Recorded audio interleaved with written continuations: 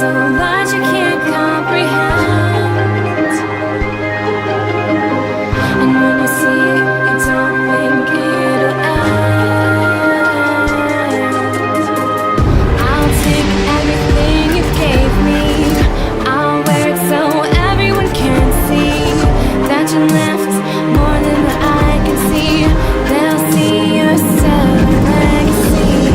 Everybody just look up tonight. You'll see that everything is alright. See, the world's got a halo. What is it that really we know? We said love, love's all mine. You're mine.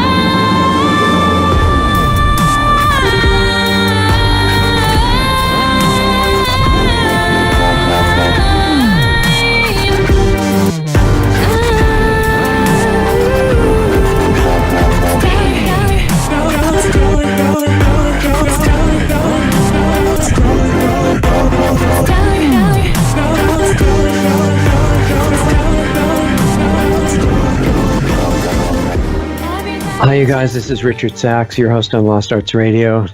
Nice to have you back again. And we have a great show tonight. It's going to be real quick, and it's going to go by in a flash, I think, because we have weeks to talk about, and we're going to try to fit it into about 50 minutes due to our guest schedule. And we're really fortunate. He was just here, you might remember, about 4 years ago. And a lot has happened since then. This is Sheriff Richard Mack. He's got an incredible background, which would take me the whole show to really detail. So I'll just tell you a couple of quick things. He's been a patrol officer, undercover narcotics officer, hostage negotiator, youth officer, school resource officer, communications supervisor, detective, sheriff of Graham County in Arizona, search and rescue supervisor, jail administrator. I'm just looking down so I don't forget anything here. A DARE program instructor, consultant on lots of different kinds of cases, and now a teacher of some very fortunate kids in a school we might get a chance to hear about briefly in history, real history, not the kind they teach in most of the schools now, and government, and a lot more than that. We could talk for the whole show on that, but right now, to narrow it down for what we're going to focus on in the brief few seconds that we've got to talk, I thought it would be good to talk about an organization that Sheriff Mack started called CSPOA, how that started and what it's about, why it's relevant right now, and then about constitutional rights, if we can get into that, because we're in situations more and more where we're being told by the authority figures that the Constitution is fine, except anytime they declare an emergency, they let you know which ones of your rights you don't have anymore, and they'll be sure and give them back right away as soon as they can. And we want to get into that a little bit. So welcome, Sheriff Mack, and thanks for the time. Well, thank you. It's a pleasure to be with you. So thanks for having me, and I really appreciate that so many people are getting concerned about liberty and freedom. I hope it's not too late. I do too, and whether it is or not, it feels better to try and do what we can, right? Absolutely. Instead of just giving up. So I know this is going to go fast. Let's give a little bit of background about CSPOA, what it is, what it's for, what you hope it will accomplish, and how it works. Okay, well,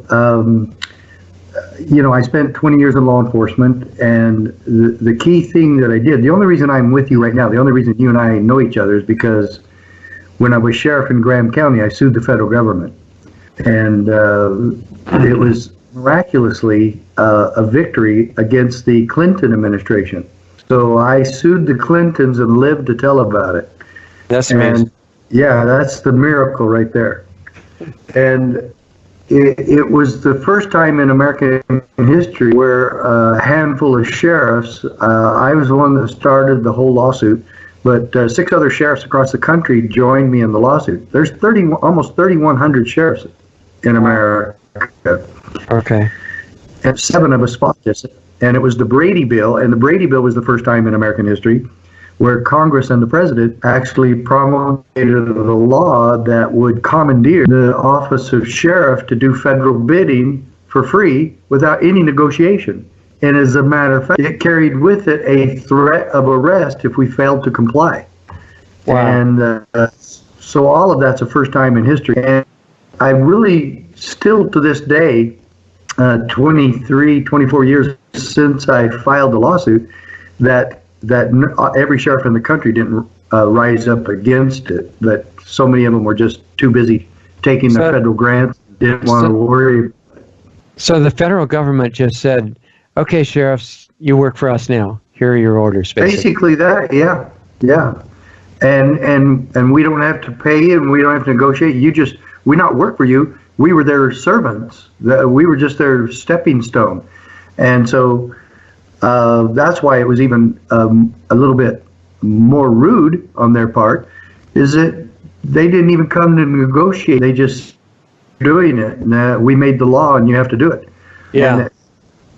And oddly enough, we had a Sheriff's Association meeting in Phoenix at that time, and there's only 15 counties in Arizona. There was only 13 sheriffs at the meeting. And the BATF shows up and hands us a 25-page document from Congress that detailed what our job was, our duties. And it said, hey, this is what you have to do in order to comply with the Brady Bill. And every sheriff in the room was really upset about it. And then when they saw the part about being arrested if we failed to comply, nobody liked it, but I was the only one who decided to really do something about it. What kind of stuff was it going to make you do under the Brady Bill? Okay, we had to enforce the whole thing. So we had to do background checks on every single person in our counties that wanted to purchase a handgun. And then we had to keep the track of the records, and then we had to also go after the person if they were, if it was determined that they were criminals. And so it just really loaded us down with a lot more paperwork that we really didn't want in the first place. But again, we had to foot the bill, and we had to take the political heat. And so the people who didn't like it, or the gun shop owners, whatever, we had to do the whole thing. And so, and I will tell you right now, it wasn't like it was a major administrative task, but it was a little bit time consuming. It was very annoying. And there was two things that really bothered me with it. One, I was forced to violate my oath for the federal government. Because clearly the Second Amendment is part of the Constitution. In fact, it's the supreme of the supremos of the Constitution. The reason the Founding Fathers put the Bill of Rights in the Constitution 2 years later, after they did the Constitution, was because it failed to have a Declaration of Rights that government, just the same as the Magna Carta in the year 1215. When they gave it to the king and said, this is what you can't do. There's certain things you cannot do. Well, the founders came up with 12 things that government could never do. The states ratified 10, and the Bill of Rights actually contains about 27 rights. As you well know, there's 5 in Amendment 1. And so right after freedom of religion, freedom of the press, freedom of speech, right to peaceably assemble, and the right to file petition government for redress of grievances, those 5 basic fundamental principles, then comes the Second Amendment. And now my government's actually requiring me, ordering me under threat of arrest to violate my oath. But probably more importantly, it was my second concern, that the federal government has no authority to tell any sheriff in this country what to do. They're not my boss. They can't hire me. They can't fire me. They don't pay my salary. And the decision was extremely powerful, written by Justice Antonin Scalia, saying that the federal government cannot tell us what to do. His quote was that the states are not subject to federal direction. And we're not. Wow. That's a major statement. It is. And he quotes the Federalist Papers in the decision. And I'll tell you right now, everybody should get a copy of this decision. You can look it up on the internet, look up Mack versus U.S. The sheriff that went with me to the Supreme Court was Jay Prince, Sheriff Jay Prince from Ravalli County, Montana. So his name stuck to it more than mine. I don't really know why, but anyway, it was the Mack Prince case. He and I were consolidated at the circuit court in San Francisco, and we went together to the Supreme Court. And I guess some clerk decided not to use both names, and maybe they like Prince better than Mack. I don't know. Prince, but anyway, P-R-I-N-C-E? P-R-A-N-T-Z. T-Z, okay. Yeah. P-R-I-N-T-Z. And so Google Mack Prince versus U.S., or either one of us, Mack versus U.S., okay. And Cornell University had the best review of the case. It's very comprehensive. But if you want a short, sweet version of it, I did a Reader's Digest version of the Supreme Court decision, and it's on my website at CSPOA.org. Stands for Constitutional Sheriffs Peace Officers Association. CSPOA.org, and they're really small, pocket size.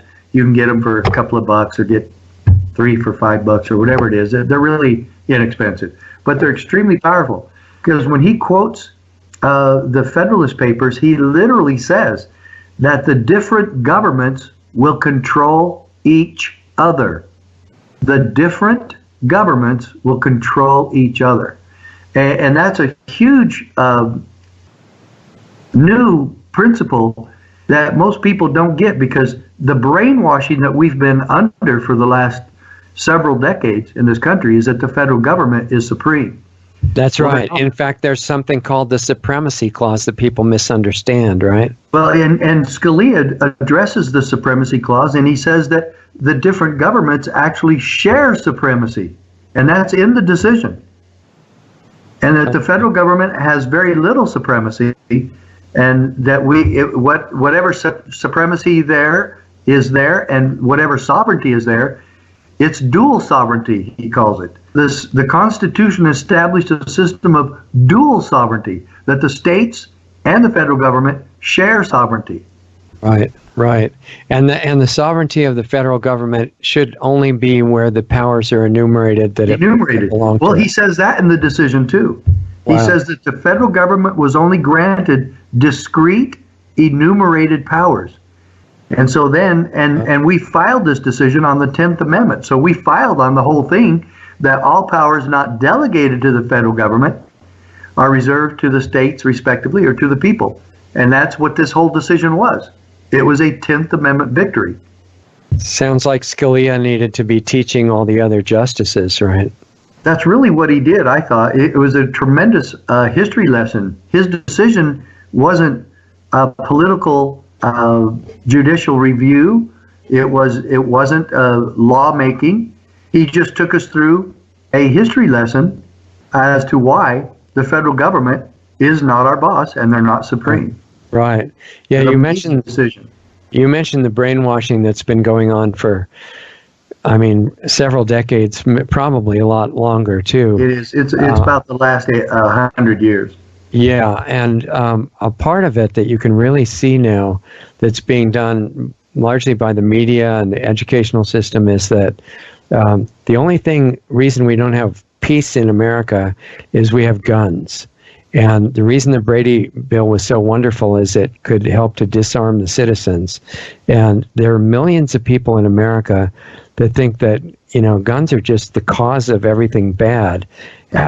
Is there a way to, if some of those people are a little bit receptive to learning, how to explain to them that that's not exactly accurate?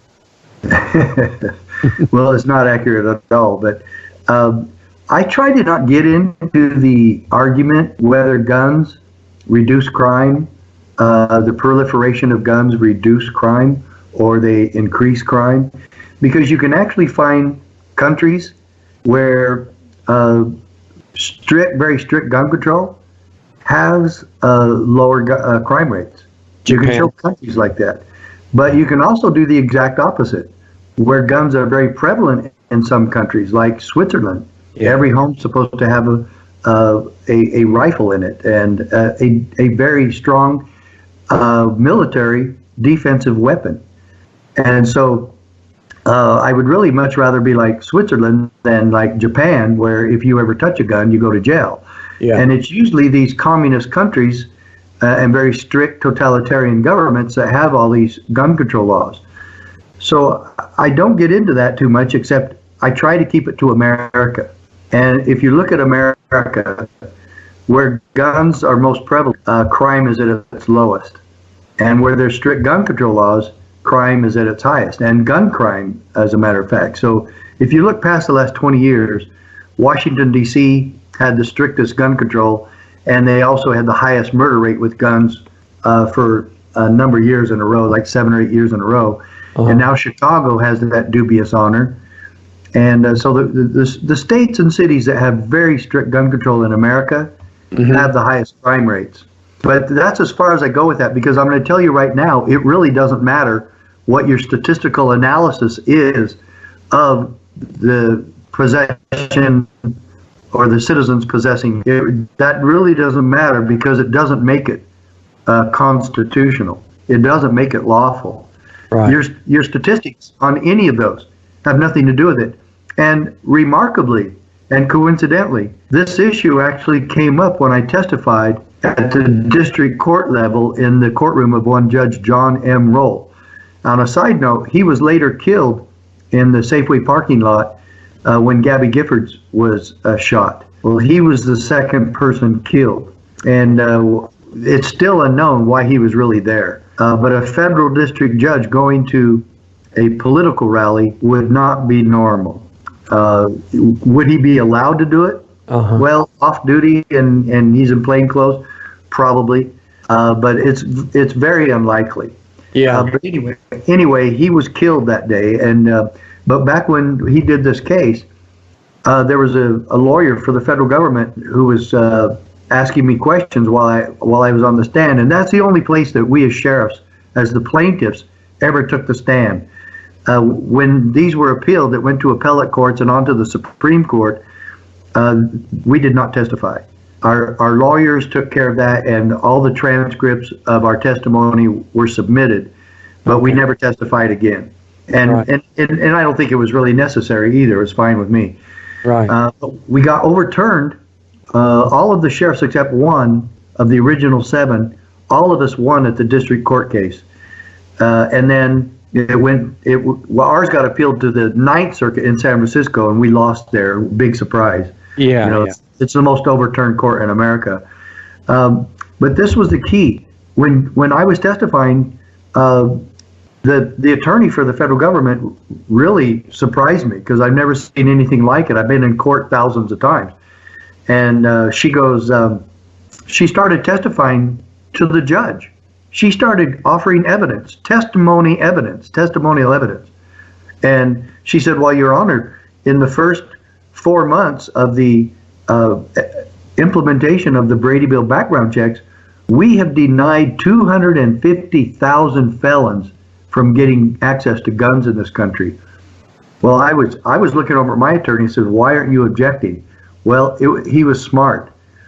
And the judge really went after her, and he pointed his finger at her and he said, Counselor, do not pretend in this courtroom that your statistical analysis somehow equates to constitutionality.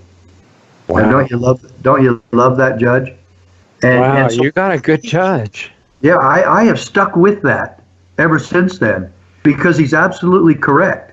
You can argue all you want to about the statistics of gun ownership and where they I think the reason that could be relevant, though, from one point of view, is that these people who argue that guns cause crime and make people go crazy and shoot each other and stuff like that, the reason that could be relevant is because they're using it to say the founders made a mistake and should not have done the Second Amendment.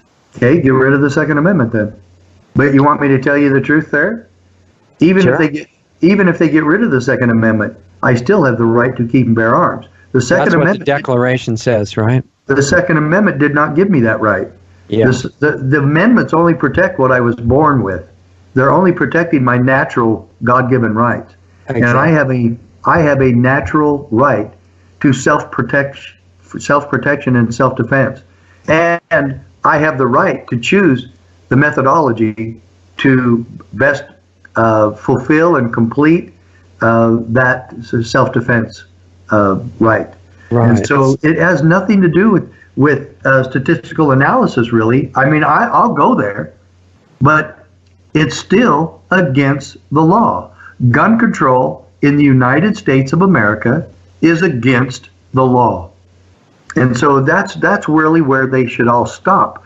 But and I don't mind getting into the statistics with it, because I can prove that, especially with what just happened recently in Texas, there is no response faster or better or more effective than what that off-duty officer. No, he was a former FBI, and he's just a parishioner.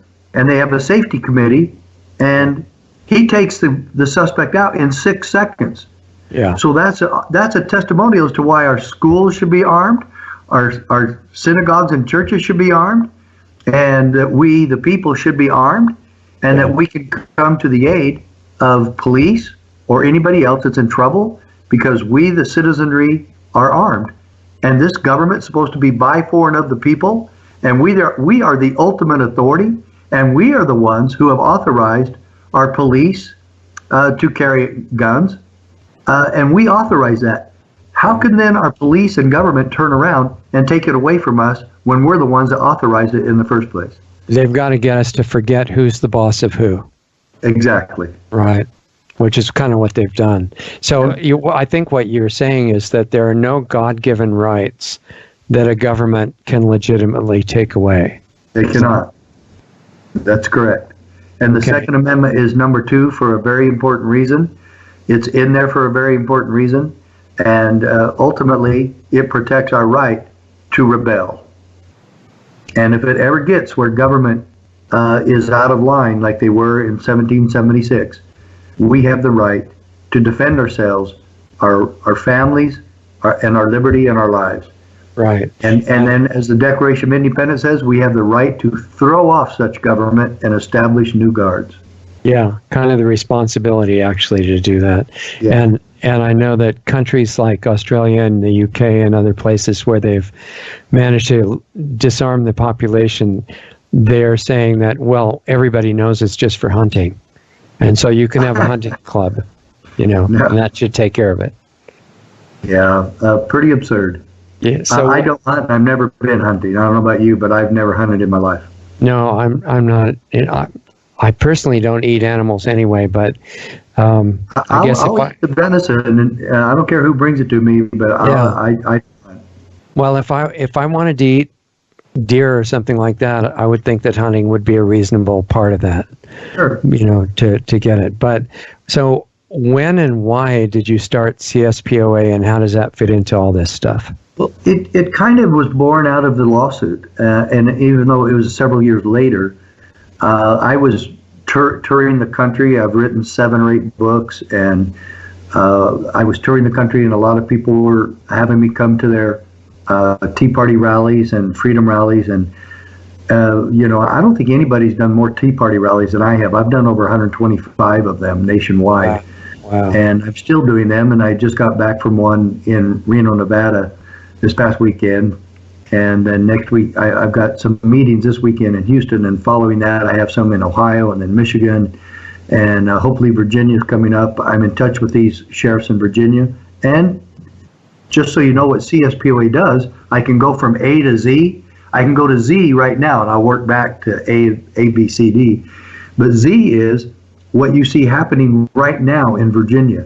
The sheriff standing against tyrannical government, out of control government, and they're telling the governor and the state legislature, we will not enforce these laws. There's even a couple of sheriffs are saying there, and this is what we teach. We're not only not going to go along, we're not going to allow anyone else to enforce these laws in our counties.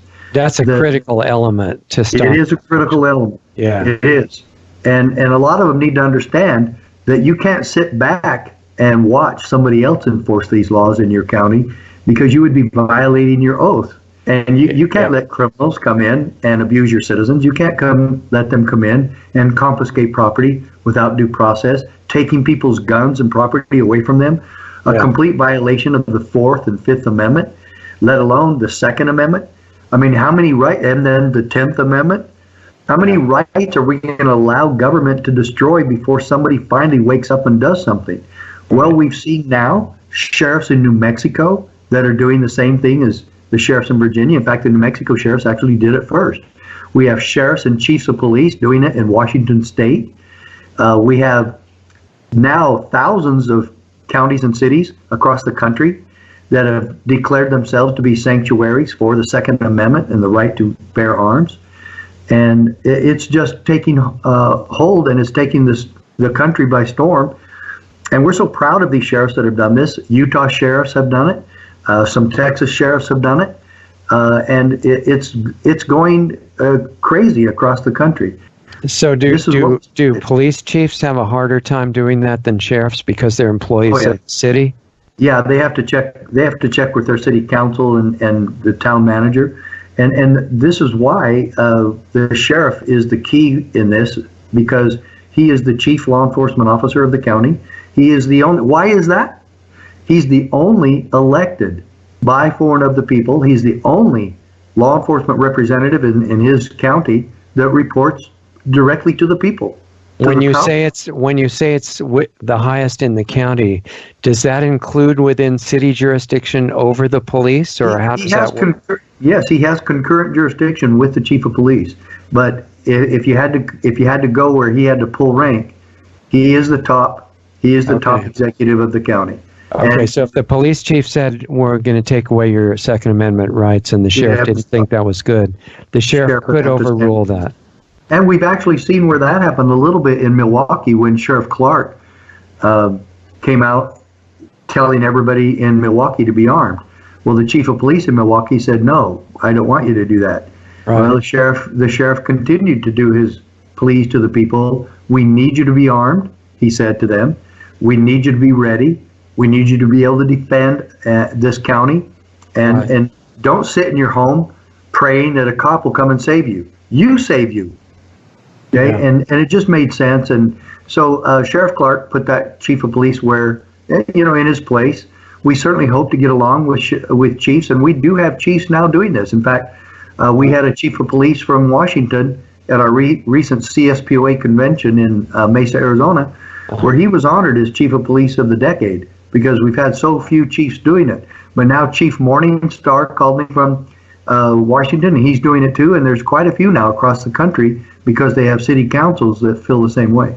Good. Wow, that's encouraging. Yeah.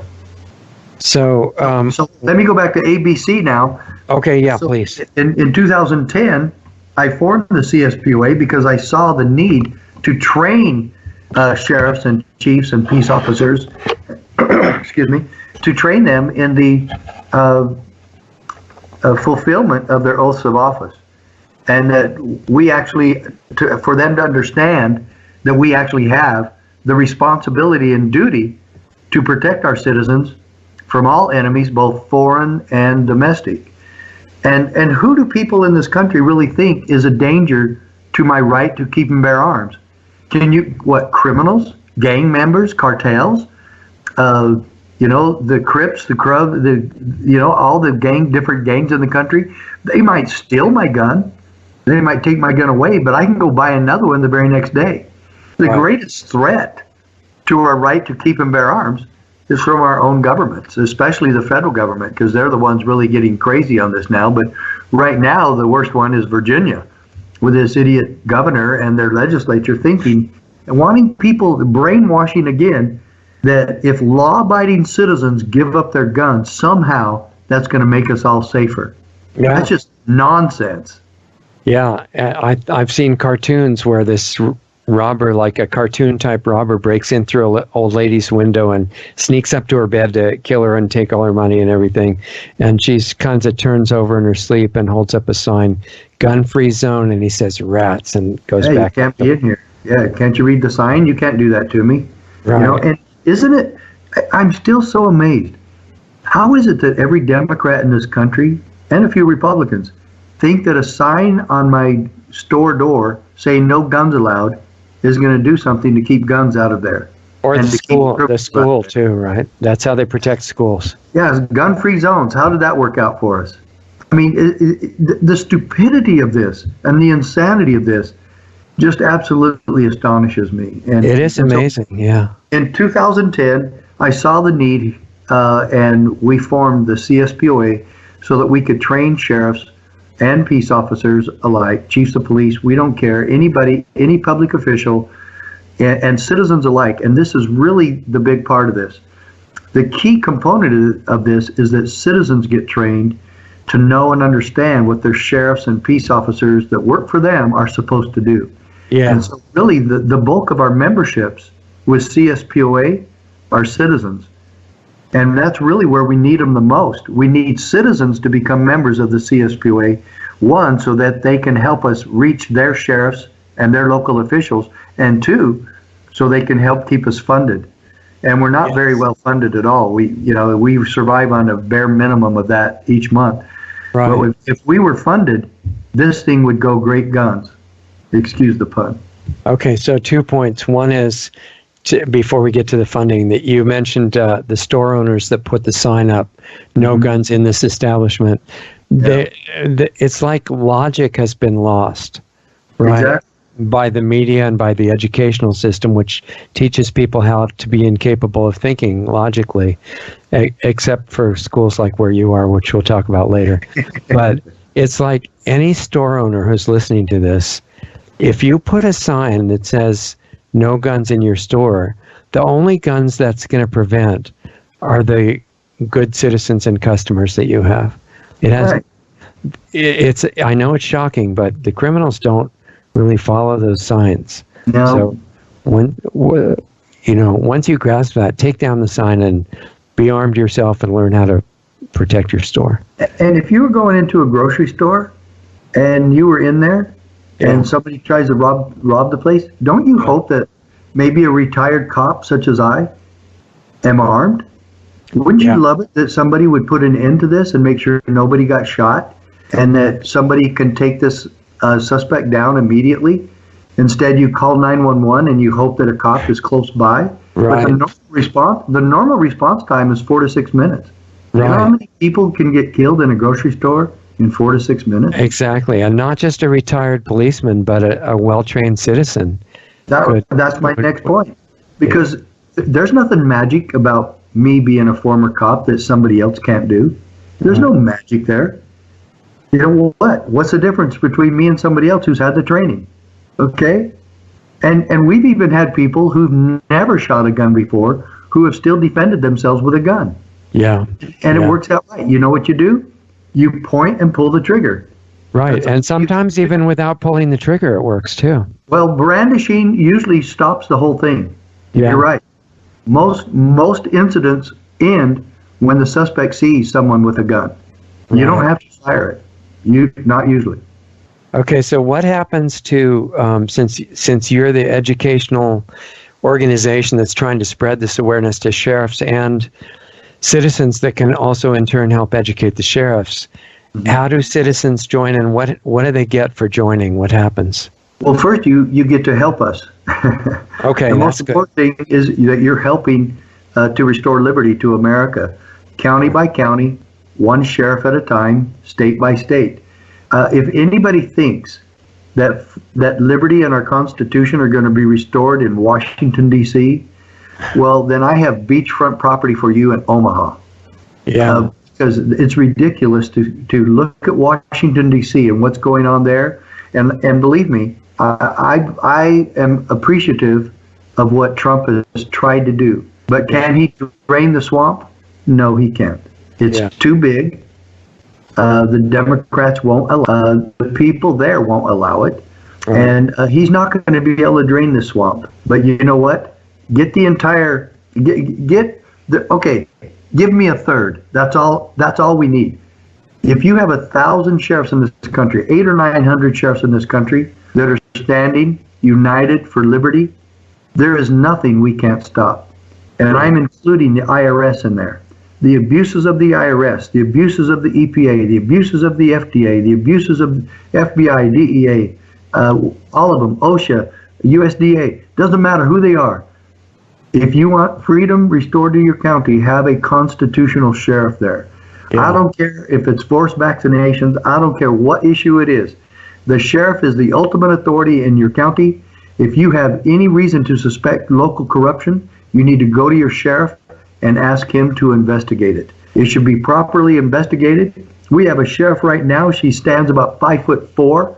She's a former Marine. It's Sheriff Pamela Elliott in Edwards County, Texas. She's arresting people locally for corruption. She's arrested town managers and mayors and other people like that in local government who have been totally corrupt. We need to get her on the show. Man, you ought to. She's a butt kicker, and she's a wonderful lady, and she's a member of the CSPOA. As a matter of fact, you need to get the book that I wrote called Are You a David?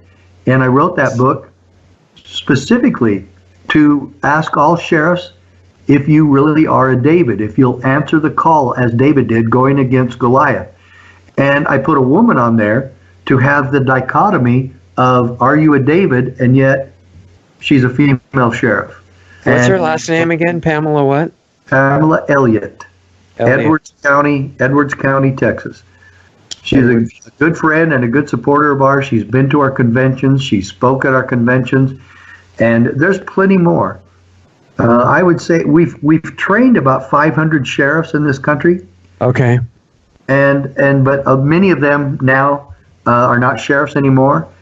If we had the money, if we had the funding, we could really take this to every state and have a CSPOA representative in every state. We probably need 2 or 3 in California and Texas and Florida and maybe others. But we really need to make this a household name, not just CSPOA, but I want to make it a household name, constitutional sheriff. And not only are you reversing corruption in the law enforcement industry in general, but you're making it like not only are they not going to be corrupt, they're going to be friends of the people, and not just law enforcement, or not just law enforcement, but peace officers again, right? A true servant.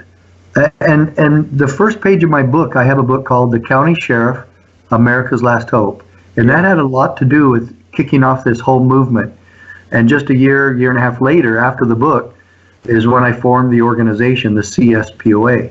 And everybody, it's CSPOA.org. But on the first page, it says, a quote from Thomas Jefferson, "When all government shall be drawn to Washington as the center of all power, it will render powerless the checks provided and become as venal and oppressive as the government from which we separated." End quote. My question after that is this: when all government shall become oppressive and venal, who can the people turn to for peace, safety, and liberty? Right. If it's not their servant that they hired, that they pay his salary and they give him a review every 4 years to see if he can continue in the job. If it's not the sheriff, please tell me who it is. Right. Because they're so frustrated right now because they don't have any place to go, any place to turn, nobody to help them, nobody to defend them. My goodness, don't you want a constitutional sheriff in your county? Well, join us and get busy. How many sheriffs are part of the organization at this point? I really don't know. Right now, as a matter of fact, while you and I are talking, a sheriff texted me. And guess where he's from? He's from Virginia. Oh. And he wants me to come there and do the training. So we're thrilled with this. Yeah, we're thrilled with this. So hang on and let me see what he says. We're doing training at Liberty University, and he has said that Jerry Falwell has said that he's more than happy to have us come there and train at Liberty University. Wow, how fantastic. You'll want to go to that, won't you? Yeah, so you just need to not have money issues, right? Yeah, that would really be nice. Because, we could do this, we could do something like that every week. But right now it's probably once a month. And we want people more engaged in this whole process, and we want to get other sheriffs where they're actually teaching these classes. Yeah, exactly. Which becomes kind of your staff, or at least your allies. And we've got to build that. And so right now, I mean, if we had $50,000, $100,000 in the bank, but I can tell you honestly, I'm very embarrassed by this, but literally we have Let me think what we have right now. We have $1,700 in the bank. Yeah, that's missing a few zeros, actually. Yeah, it really is. You know, all the money, you know, for the most part, is just pouring into these causes that are largely keeping the world enslaved and driving it toward destruction. And I think it would be good to reverse that. Yeah, and people will be donating to ridiculous amounts to these Republicans and Democrats. Yeah. Oh my gosh! If I had 1/10, if I had 1/100th of the money that goes into these ridiculous campaigns, we'd be there. And the only thing holding us back is the funding. Because if we had it, we would be, right now, we need to be bigger, better, and faster. You know what to do if you get the money, in other words. Yeah, exactly. How long does the training last if you go to a town like you were just invited to and train the sheriffs? Okay, I prefer at least an entire day, but if we can do it, it's actually even better, 2 days. If we're training like a couple of these sheriffs we did in Virginia, we actually did one training in the morning and one training in the afternoon, so all the workers on shift work could get there. Wow. And sometimes we've done that 2 days, where everybody who could come in the morning comes Friday morning, and then Saturday morning. Everybody who can come in the afternoon comes Friday afternoon, and then Saturday afternoon. You know what you need to do with some of that money is, once people are trained, and then like 6 months later, the sheriffs have to deal with a situation they didn't expect. Right. They need to be able to consult with somebody to say, look, is this the right way to apply what we learned? And here's the unique situation. And right now, there's no staff to answer those calls. Sure, I get those calls all the time. And the thing of it is, I teach school and I can't take all the calls, but my wife takes the calls, and if she gets a sheriff, then as soon as I get out of school, I try to return all the calls. Okay. But this good sheriff that just texted me, he and I have been discussing this for a long time. He's been on Fox News lately, saying what he said towards the governor and the legislatures, how he won't allow this. And so, to the American people, let me ask you, what would you give to have a sheriff like that in your county? Right. Yeah, because the criminals, they're dumb in the sense that they don't realize why not to be a criminal, but they're smart in the sense that they would rather be a criminal where there are no armed citizens. Oh, of course. Now, are you talking about politicians or street? No, the other kind, the non-professionals. Okay, I'm with you. Which brings up another point, because there are certain kinds. Well, we've been trained, speaking of training for decades and things, that the Constitution is so great and so important that the government has to declare it by suspending it in emergencies, just so it'll stay safe. Yeah. And can you kind of explain that and break the brainwashing a little bit, why that's not true? Well, Richard, after I heard about that so many times in my career as a peace officer and as a sheriff, I've looked through the Constitution and the Declaration of Independence. I've never seen anything that has an exemption clause for emergencies. As a matter of fact, what did we learn about Katrina? When people needed their guns the most during chaos, the government came in and beat up an old lady to get her gun away from her, and they went around door to door, and even on boats. When people were out on their boats, they would stop them. They would stop citizens and take their guns out of their boats. Which I guess it means they ransack your house to look for guns, right? Oh yeah, they will. They have, and these people never got those guns back. But seriously, when people needed their guns and to protect their homes and themselves and their families, government was taking them away. Yeah, really interesting. There's something wrong with that picture, and I think part of a new, up-to-date basic IQ test could be something about what kind of emergencies justify suspending your God-given rights. List the first 10 that you think are, important. Well, I mean, you can come out with like things that happen in St. Louis and Ferguson, Missouri, and all these riots and whatnot. Yeah, you can come up with a curfew or martial law. Right. And martial law is not mentioned in the Constitution either. And so I'm not saying it can't be, And I'm not saying that even I, as sheriff, would not declare martial law if the circumstances called for it, but I never did. I never came close. Yeah. We had some riots going on and protests going on in our county, and I never did such a thing. Yeah. But the thing of it is, I would never include with that you have to turn your guns in. I want the citizens armed. I trust the citizens to help me. As a matter of fact, the sheriff is the only one with the authority to deputize people and create a posse. Right. Right. No other person in the county has that authority. It's not just in the old Gunsmoke movies, right? That's still something that's relevant. It's relevant, very relevant. Yeah. And, you know, the martial law thing comes up.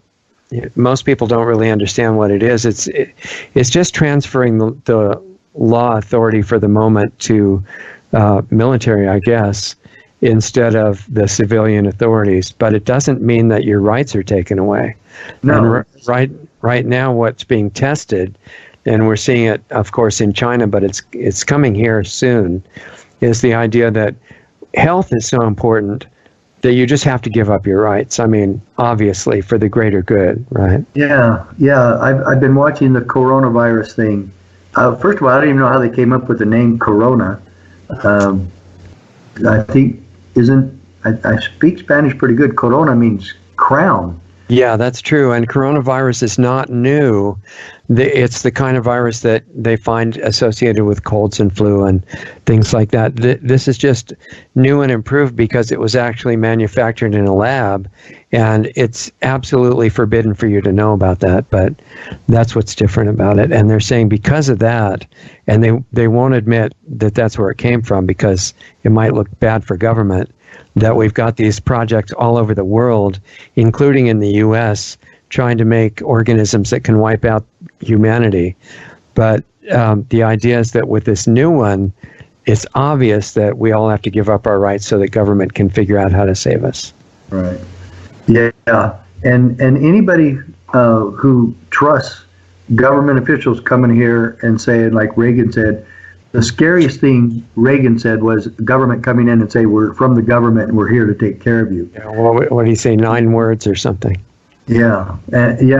And he's also said something very else that was extremely accurate. Government isn't the solution to the problem. Government is the problem. And when government comes the problem, do we have anybody that will stop that? And the bottom line, the last line of defense against forced inoculations, against any kind of destruction of our freedom and our rights and our families. The sheriff is the one standing tall, walking tall, and defending us and protecting us against all enemies, foreign and domestic. He's the one to make sure we stay armed. Yeah, because the sheriff, plus his backup among the citizens. Absolutely. And they're his posse. They're his potential posse. And that cannot be overplayed, and the importance of that cannot be overplayed. You know, one of the things that I imagine you could talk to your students about in the government classes is that what happens when the tyranny extends not only absolutely through government, which it is now, but into corporations as well, and you get a partnership, a de facto partnership between the global corporations and the worst of the governments, and so that the corporations are right now meeting with government agencies in the last few days to take away the remaining freedom of speech, and that they are not controlled by government restrictions in the Constitution, and that's been kind of a dilemma what to do with that, right? Yeah, it is, and you can go through the Bill of Rights and look at how many have been destroyed, not completely destroyed, but that they have been really damaged by our own government. One other that we saw numerous places, but we saw it at the Bundy situation in Bunkerville, Nevada, where the government literally made corrals, and they made one corral for cows that they were confiscating from the Bundys, and the other one was for people, us, protesters who wished to express freedom of speech had to do it inside that fenced corral. Yeah, and of course nobody was over there to listen. Oh, That was amazing. I mean, America is supposed to be a free speech zone, isn't it? that's what I thought. Free speech was anywhere my mouth went. Yeah, exactly. In fact, just because the Americans have the Constitution and the Declaration, it doesn't mean that everybody else in the world doesn't have the same rights. Yeah, we all have the same rights. But the thing of it is, just because we have those rights here doesn't mean that they're going to be guaranteed if we don't have people in office who know and understand their oath of office and understand the Constitution itself. Exactly. Doesn't that presuppose, if you swear an oath to the Constitution, that you're going to know it, read it, understand it, cherish it, enforce it? Makes you wonder how many politicians actually ever read the Constitution. And what I've found is that even fewer, maybe even the legislators in your state, read the state constitution. Yeah, and both in almost every state guarantee the right to keep and bear arms even more than the federal constitution. Yeah, exactly. And the state constitution is very relevant because it covers everything that's not a federal enumerated power or an individual enumerated power. A key component of that, what you're alluding to right there, is look at the first 13 states and look at their constitutions regarding the right to keep and bear arms. Okay, that's interesting. Yeah, you'll know where it came from. Listen, in the last couple of minutes for this session, which I hope we can continue in sequels in the future, because there's some other things to talk about. How do people support and or join the organization? Because they're allowed to donate more than the membership fee if they want to. And the other thing is, how do they get their sheriffs to join the organization as well? Okay, well, first, take your sheriff a plate of cookies and have a meeting with him and get to know him. Okay. And then talk to him. Maybe take him the book, Are You a David? And ask him if he's seen it or read it, or maybe both books. The County Sheriff, America's Last Hope, and Are You a David? They're both pretty short. The Sheriff book's only like 50 pages. And I wrote it specifically so nobody could give me this excuse, I just don't have time to read. Yeah, exactly. You can read that while you eat a donut, you know? So the next one is, ask him, are you a constitutional sheriff, and do you know what it means? And depending on his answer, then say, how about if we bring the CSPOA training here and have all of you and your officers trained? Yeah, that'd be. And then of course we need the money to take that training there. Right. So we need to pay for that, don't we? What if the sheriff doesn't have that money in his budget? So, and the training, I will tell you right now, if we brought the whole thing there, that means flights for 2 or 3 of us, books enough to give to everybody there that attends, and then a place to stay, and let's say maybe that we put another couple of $1,000s from it into our bank account. Yeah. And so that we stay ready for the next time. Exactly. So you're probably talking about $3,500, maybe $4,000. Okay. And you just did what? You just created a miracle. Exactly. And it's going to save people's lives. Right now, anybody can join and anybody can donate any amount you want. And we take gold, silver, cash. You can do it over the phone with a credit card. If you don't like doing that, send us cash or gold or silver. Don't care. Okay. Or you can just do it through PayPal. Whatever. We have every possible means that you could do it. So if somebody has $50 or something, join. If they have a few hundred or a few thousand or a few tens of thousands and you want to do something good with it, donate it to CSPOA.org. Absolutely. And I will tell you that we're not 501c3. We are Right. So you are allowed, by the grace of the government, to talk about political issues. I am. And we are. And quite frankly, we just never really wanted to deal with the IRS and ask them permission to be an organization. And when we became an organization, it was under Obama administration, we probably would have spent thousands of dollars to never get anywhere because Constitution was in our name. Well, so what kind of official organization are you now? Are you 501c4 or nothing like that? No, we're just business. Well, if people want to give you money, the point is not to get some of it back, it's to give it to you. Yeah, it's not a tax deduction. We're just looking at that. If somebody needs a tax deduction, we could probably send you to one of the companies or organizations that we work with, and then they could donate to us. But there's several of those that are out there that we work with. But I just felt too hypocritical asking and dealing with the IRS, who I totally think is bogus, should not exist. They should be abolished. Yeah. And they're the most ruthless criminal organization I've ever known. Yeah, they're not very friendly, and they're not too interested in the Constitution. No. So, yeah, there's a lot to talk about. So people can go to CSPOA.org to keep up with what you're doing. And I think you're on some other platforms as well with videos and things, right? Yes. Okay. And we'll send you emails. You'll be part of our email list, and we'll send you a newsletter every month. And we'll let you know what's going on and what's happening. Like right now, with that sheriff's email right now, I'll let everybody know when we're going to Virginia. And if people want to do it from other states, or all the people in Virginia who want to come to it, very likely that would be possible. Well, so you mean even the training that you're going to give to the sheriffs, could non-sheriffs come and have the training too? Yeah, we ask the sheriffs, and if they're okay with people coming, then we invite the public. Okay, wonderful. Okay, you guys support this organization, and hopefully we'll talk again soon. Thank you, Richard. Hold on, and we'll say goodbye in the break here. Thank you. Okay, you guys, there goes Sheriff Richard Mack from Arizona.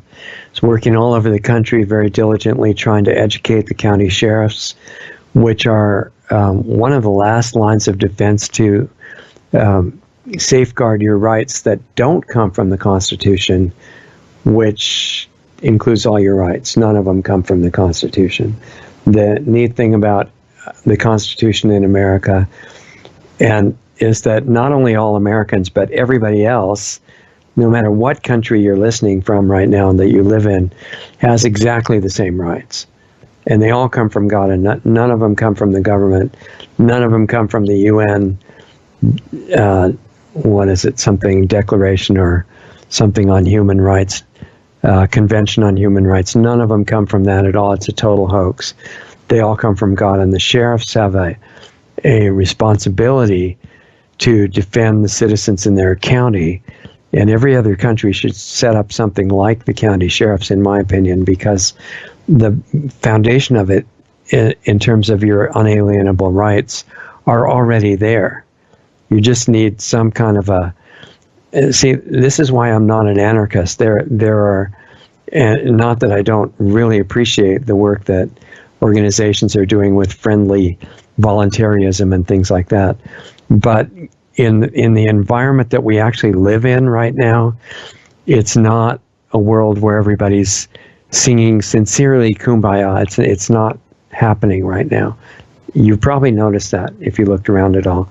And so the function of government is people of the highest conscious awareness possible and the best motives, and it goes with consciousness. Your motives get good if your consciousness increases, because you realize the depth at which we're all connected. And if you protect somebody else, you're protecting yourself.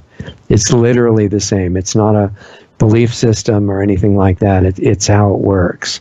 And the county sheriffs in America are what's set up for that. So CSPOA, Constitutional Sheriffs and Peace Officers Association, is a great group founded with really good motives. And I know some of you out there are donors and you have resources and money.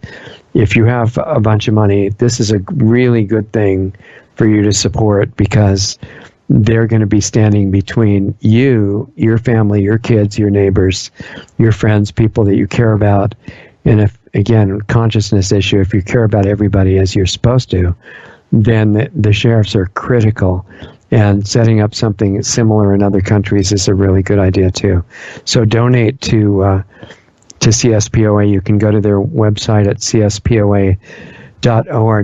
And if you live in America, make friends with your county sheriff and educate them. The two books that also generate a few dollars for CSPOA are books by Richard Mack, and they're Are You a David, referring to David and Goliath, that story. And because the good thing is David won in the story. You probably already heard about that, but I'm just reminding you. Are you a David doesn't mean you're small and you're going to get crushed. It means you're going to win, but you have to be brave, like David was brave in the story. And the other book is The County Sheriff, America's Last Hope, which unfortunately could be an accurate title. And it's not going to be a hope that will get realized unless you find time in your impossible schedule, meet your county sheriff, support them, him or her, whoever it is, and help them learn what their incredible role is in preserving unalienable rights of the citizens in their county, and they can be an example to the other sheriffs in the other counties. And we're in a position now with looming so-called emergencies about to be declared. Well, some have been declared already in America and by WHO and other parts of the world, and the media is not talking about it because they don't want you to get prepared to protect your rights. And the secret is that they also don't want you to understand the way the Constitution is written and what it refers to. You know how many emergencies can be used to take away your rights in a constitutional government with a good constitution? Right, 0. So they can declare emergencies as long as they want, but you have to understand the logic of it, that if it was possible to suspend your rights by declaring an emergency and then the Constitution is suspended, then you don't have a Constitution. You have a tyranny. And what the founders of America were saying, why America, the idea was so great, even though it hasn't 100% been lived up to yet, and that's our job now, is that the people are the ones who delegate certain powers to the states and to the federal government, but they're the ones in charge, and their rights come from God, and they can never be taken away by any organization like a state or federal government under them.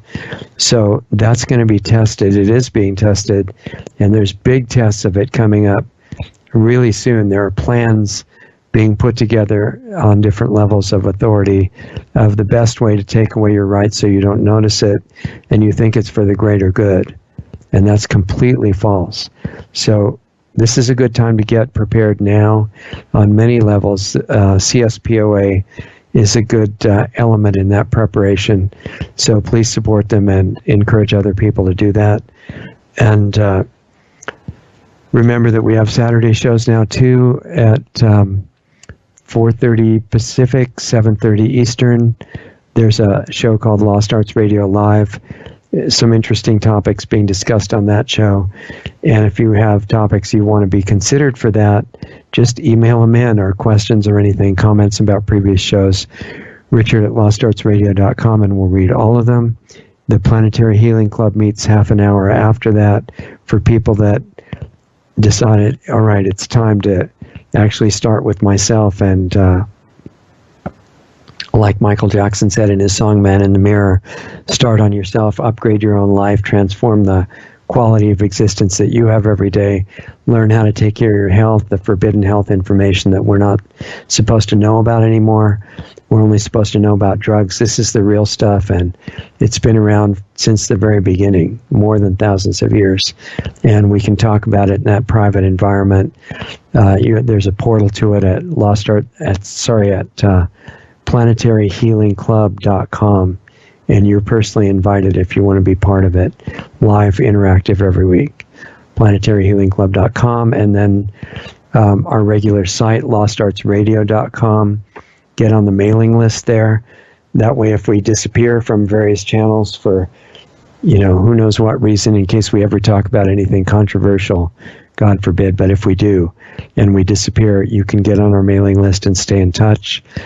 Go to Lost Arts Radio and just sign up with a name and an email address, or text your name and email to 928-235-4676, or send it in by email with a name and an email address to info@lostartsradio.com.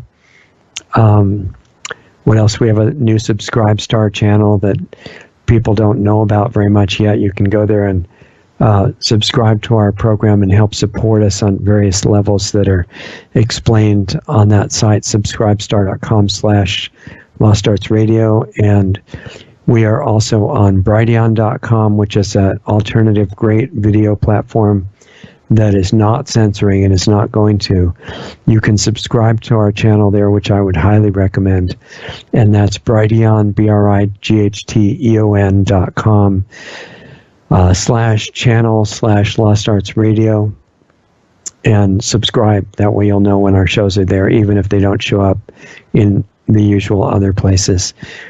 We also need money, so if you happen to have resources and you can help us stay on the air and fund our programs, which include a school that we'd like to start building, like right now, if we had the money, then donate at lostartsradio.com or lostartsresearchinstitute.org. They both have donate buttons. That latter one is our nonprofit site, which you can learn about the school there at the tab that says Eldamar. And on lostartsradio.com, you can also see a tab that says private sessions. If you need those, the money from that goes to support the nonprofit and all of our work. That's at lostartsradio.com, and the tab that says private sessions for people that want to upgrade their personal life and they want some focused attention that's just one-on-one. You're welcome to apply for a session there when I have time, or people that want to discuss information on health or life situations. That's private, and we can do it whenever you want to. LostArtsRadio.com, and then that's the private session tab. LostArtsResearchInstitute.org. The Eldamar tab is about the school. I think I remembered everything, and stay in touch with us through the main site and other ways, and let us know what you think. Feedback is always welcome. Richard at lostartsradio.com or the contact form on the website. I think that's about it. Support CSPOA, and we'll see you for the next show. Have a good week. Introducing Lost Arts Radio on subscribestar.com. Just go to subscribestar.com/lostartsradio to find our rewards program, offering 10 different giving levels starting at just $5 a month. We offer incredible value for any rewards level, from extra monthly interview videos not available publicly to subscription-based Planetary Healing Club videos once, twice, or 3 times a month, to private counseling sessions with Lost Arts Radio host Richard Sachs, to tech help with me, Doug Diamond. We even have one option where you can be the star on Lost Arts Radio as our guest on a specially produced show just for you. We conduct an interview with you and broadcast it to our growing network and listenership. Our Subscribe Star levels are one of a kind and offer great rewards for any budget. Please help support Lost Arts Radio. We can't do it without you. With increasing censorship on many of our channels, we really need your support today to keep doing what we're doing. As Richard says, we're not even at survival level yet. Lost Arts Radio has 3 weekly shows. Lost Arts Radio Live each Saturday night at 7:30 Eastern, 4:30 Pacific, which is a live stream currently on multiple platforms in case we get banned from some of the larger ones.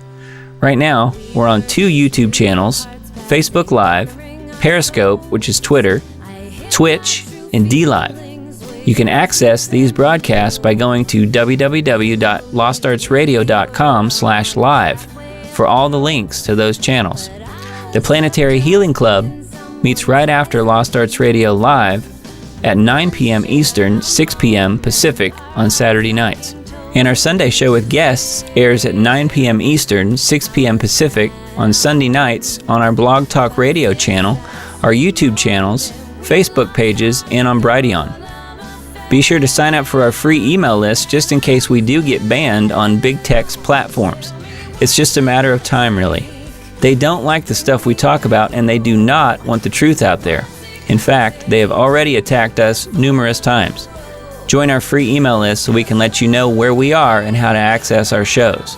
The sign up button is right on the top right on most pages of our website.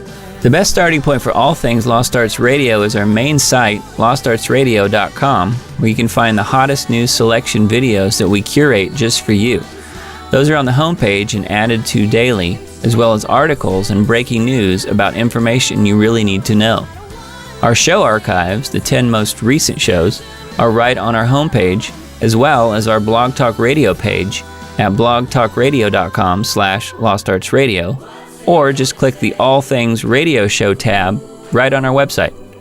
We're in the podcast directory on iTunes, and all of our shows except the banned ones are on our YouTube channels at Lost Arts Radio and at Diamond Disc. Our Brighteon page is really taking off, and we often have editors' picks videos right on their homepage. Visit brighteon.com/channel/lostartsradio.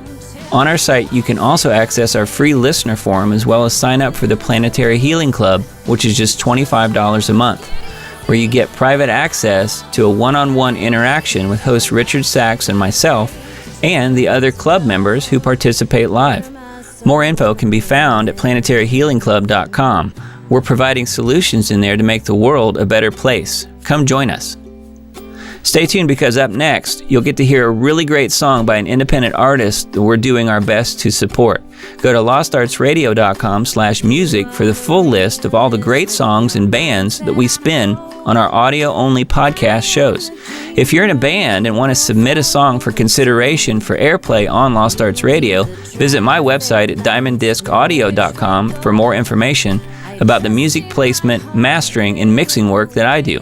Thanks again for listening to and supporting Lost Arts Radio. We love having you as part of our family to learn, experience, and grow with.